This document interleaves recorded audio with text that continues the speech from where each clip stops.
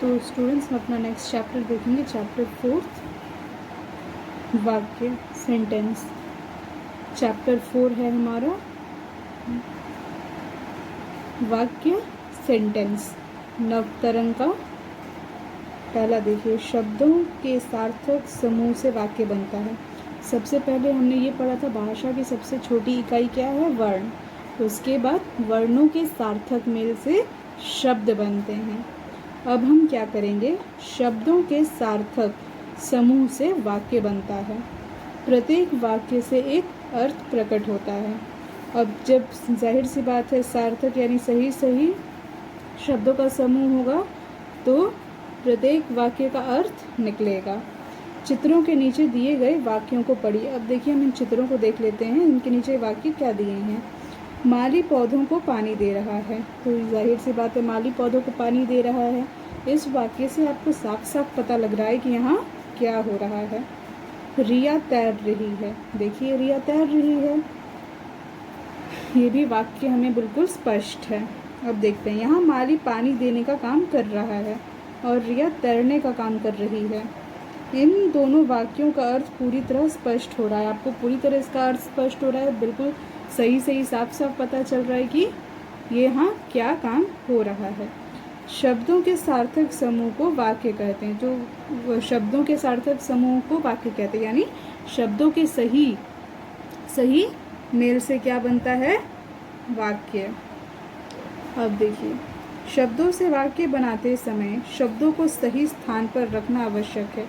अब अगर हम वाक्य बना रहे हैं तो हमें शब्द क्रम में सजाने हैं। जैसे रिया तैर रही है, अब अगर हम इसमें बोलें कि रही है तैर रिया, तो फिर ये तो कोई वाक्य अर्थ नहीं हुआ।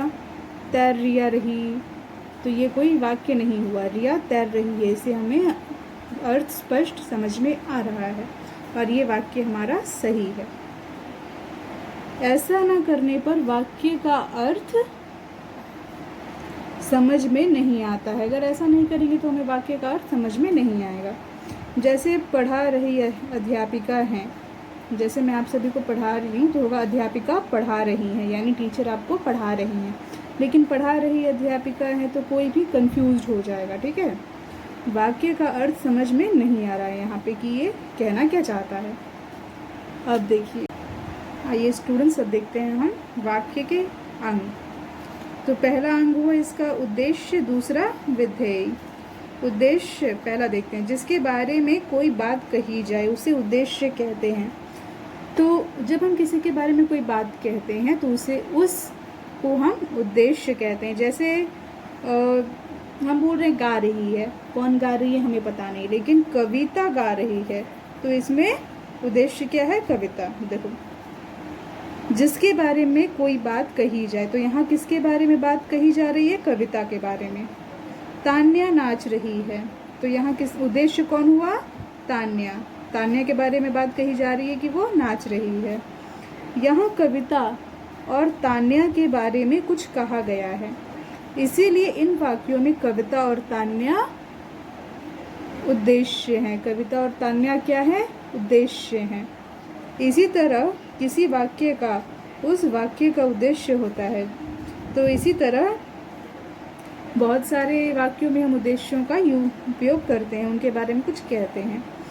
कर्ता ही कार्य करने वाला होता है, तो कर्ता ही कार्य करने वाला होता है, यानी कर्ता यानी करने वाला, कर्ता यानी कार्य करने वाला। अब देखिए विधेय, उद्देश्य के बारे में जो कुछ कहा जाए उसे विधेय कहते हैं।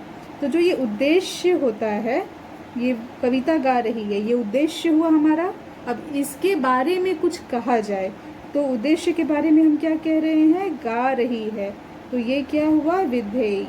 कविता गा रही है, कविता हुआ हमारा उद्देश्य और गा रही है विधेय। ऊपर लिखे वाक्यों में कविता के द्वारा गाना तथा तान्या के द्वारा नाचना कर्ता के द्वारा किए गए कार्य हैं, इसलिए ये विधेय हैं। तो कर्ता हमारा कौन है, तान्या और कविता, और वो काम क्या कर रहे हैं, कर्ता मतलब काम करने वाला, तो कर्ता हुए हमारे कविता और तान्या। अब देखिए तान्या और कविता क्या काम कर रहे हैं, तो कविता गाना गा रही है, ये हमारा विधेय हुआ, और तान्या क्या कर रही है, नाच रही है, तो ये हमारा विधेय हुआ, और कविता और तान्या उद्देश्य है। तो चलिए नेक्स्ट पेज पे आइए, पेज नंबर 19 पे। वाक्य के प्रकार। वाक्य कितने प्रकार के होते हैं आइए हम जान लेते हैं। वाक्य कई प्रकार के होते हैं। अर्थ के आधार पर वाक्य 8 प्रकार होते हैं। वाक्य तो बहुत प्रकार के होते हैं, लेकिन अर्थ के आधार पर वाक्य 8 प्रकार के होते हैं। विधानवाचक वाक्य। मतलब देखिए पहला हमारा क्या है, विधानवाचक। जिस वाक्य में किसी काम के करने या किसी बात के होने का पता चले उसे विधानवाचक वाक्य कहते हैं। जैसे रवि केला खाता है, तो इसमें हम देखिए विधानवाचक क्या है, जिस वाक्य में किसी काम के करने या किसी बात के होने का पता चले। जैसे कि अगर हम कुछ बात कहें तो इसमें किसी काम के होने या उस काम को करने का पता चले, उस काम होने का बोध हो। रवि केला खा रहा है, तो इसमें हमें क्या पता चल रहा है कि रवि है जो केला खा रहा है, तो ये क्या हुआ, विधानवाचक।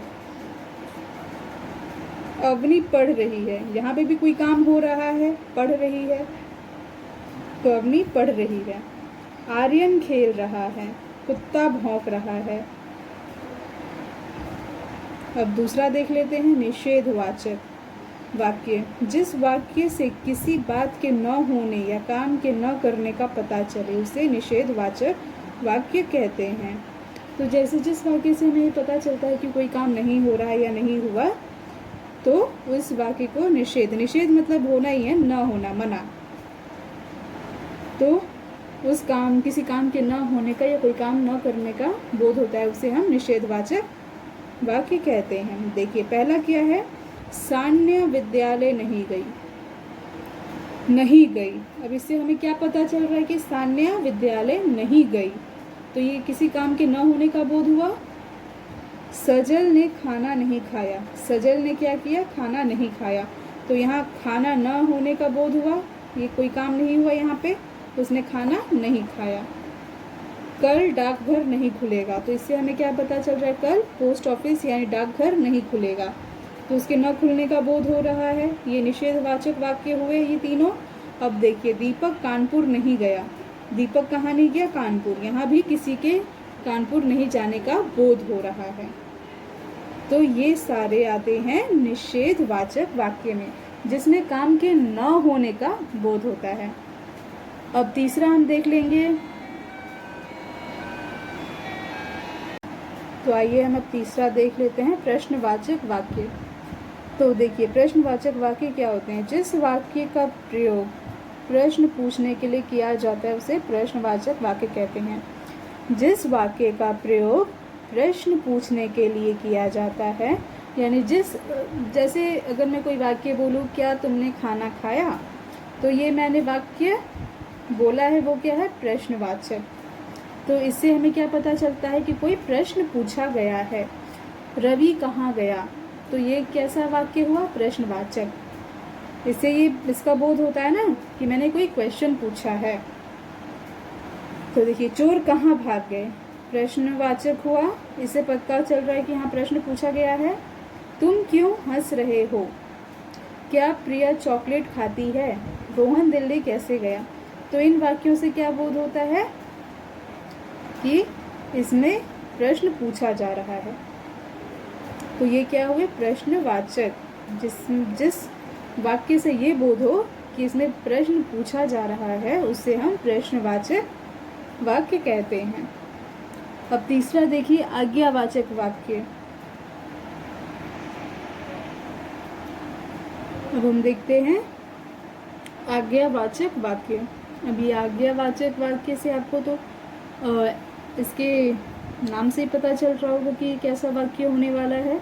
तो देखिए जिस वाक्य से किसी काम को करने के लिए कहा जाता है अथवा कोई आदेश दिया जाता है उसे आज्ञावाचक वाक्य कहते हैं। किसी वाक्य में हम किसी को कोई काम करने के लिए बोलें या कोई आदेश दे तो उसे हम आज्ञावाचक वाक्य कहेंगे। जैसे ऋषभ पानी लेकर आओ, अगर मैंने किसी से बोला कि ऋषभ पानी लेकर आओ, तो मैंने इसमें क्या दिया, आदेश दिया। कि जाइए पानी लेकर आइए मेरे लिए। नमिता पढ़ाई करो, ये मैं क्या कर रही हूँ, किसी को काम करने के लिए बोल रही हूँ, किसी को आदेश दे रही हूँ। रचित तुम बाजार जाओ, रचित को भी मैंने आदेश दिया, इसे कोई काम करने के लिए कहा। मामा जी लीची खाइए, यहाँ पे मैं क्या कर रही हूँ, आदेश नहीं दे रही, कोई काम करने के लिए कह रही हूँ कि मामा जी लीची खाइए। तो जिन वाक्यों से कोई काम ये बोध होता है कि कोई कार्य करने के लिए कहा जा रहा है या फिर किसी को कुछ आदेश दिया जा रहा है, तो उसे हम आज्ञावाचक वाक्य कहेंगे। आइए अब देख लेते हैं इच्छावाचक वाक्य। जिस वाक्य से कोई इच्छा प्रकट की जाए या आशीर्वाद देने का पता चले उसे इच्छावाचक वाक्य कहते हैं। इन वाक्यों से बुरा भला भी कह सकते हैं। देखिए अब इस वाक्य में क्या है, जिस वाक्य से कोई इच्छा प्रकट की जाए या किसी को आशीर्वाद दिया जाए तो उसे हम इच्छावाचक कहेंगे। इन वाक्यों में क्या बोध होगा, हमें किसी को आशीर्वाद देने का बोध होगा या फिर किसी को आशीर्वाद देने का बोध होगा या अपनी इच्छा प्रकट करने का बोध होगा। तो देखिए इसमें से हम किसी को बुरा भला भी कह सकते हैं। तो किसी वाक्य में किसी को बुरा भला कहने का, वो भी तो हम अपनी इच्छा के अनुसार ही कह रहे हैं। तो देखिए ईश्वर तुम्हारा भला करे, मेरी ये आशीर्वाद है कि ईश्वर तुम्हारा भला करे, तुम्हारा अच्छा करे। सदा सुखी रहो, ये भी आशीर्वाद है। तुम्हारा कल्याण हो, ये भी आशीर्वाद है। चुल्लू भर पानी में डूब मरो, हम किसी को बुरा भला कह रहे हैं, चुल्लू भर पानी में डूब मरो। ईश्वर तुम्हारा भला करे, सदा सुखी रहो, तुम्हारा कल्याण हो, चुल्लू भर पानी में डूब मरो। तो ये सब आशीर्वाद हैं और ये क्या है, किसी को बुरा भला कहा जा रहा है। तो ये किसकी श्रेणी में आता है, इच्छावाचक वाक्य के।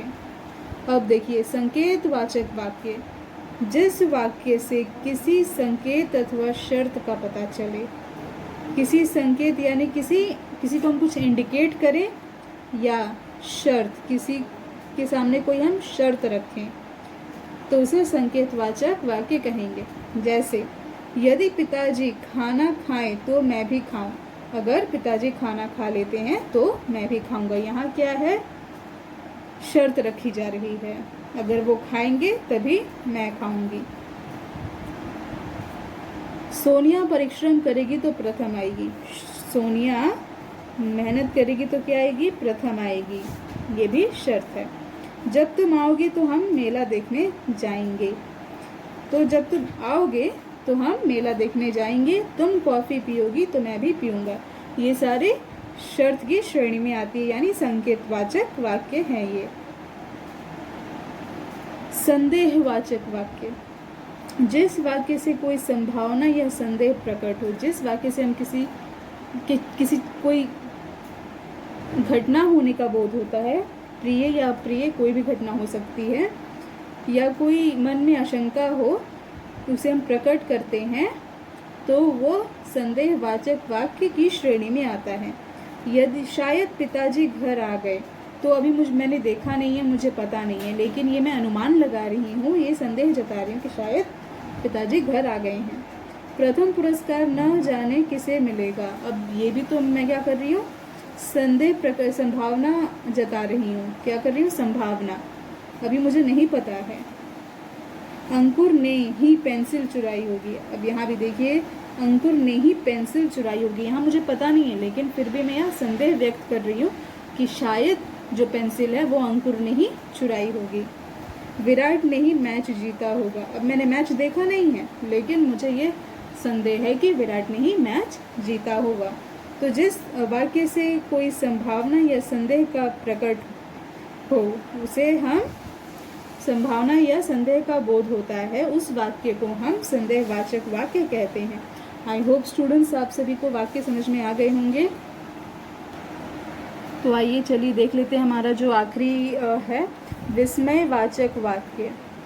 अब ये विस्मयवाचक वाक्य क्या होते हैं, जिस वाक्य से आश्चर्य, शोक, हर्ष, घृणा आदि के भाव प्रकट हो, उसे विस्मयवाचक कहते हैं। तो जिन वाक्यों से हम हमारे सरप्राइज्ड होने का, दुखी होने का, खुश होने का, नफरत होने का बोध होता है, उन वाक्यों को हम विस्मयवाचक वाक्य कहते हैं। जैसे आहा कितना सुंदर बगीचा है, तो ये हमने हर्ष से कहा। शाबाश तुमने मैच जीत लिया, ये हम शाबाशी दे रहे हैं। हाय मेरा सब कुछ लुट गया, अब यहाँ क्या हो रहा है, शोक मनाया जा रहा है। छी यहाँ कितनी बदबू है, तो यहाँ हम घृणा का भाव स्पष्ट हो रहा है। तो जिन वाक्यों से हमें आश्चर्य, शोक, हर्ष, घृणा आदि मन के भाव प्रकट हो, उसे विस्मयवाचक वाक्य कहते हैं। So students, I hope you all have got this things. Thank you.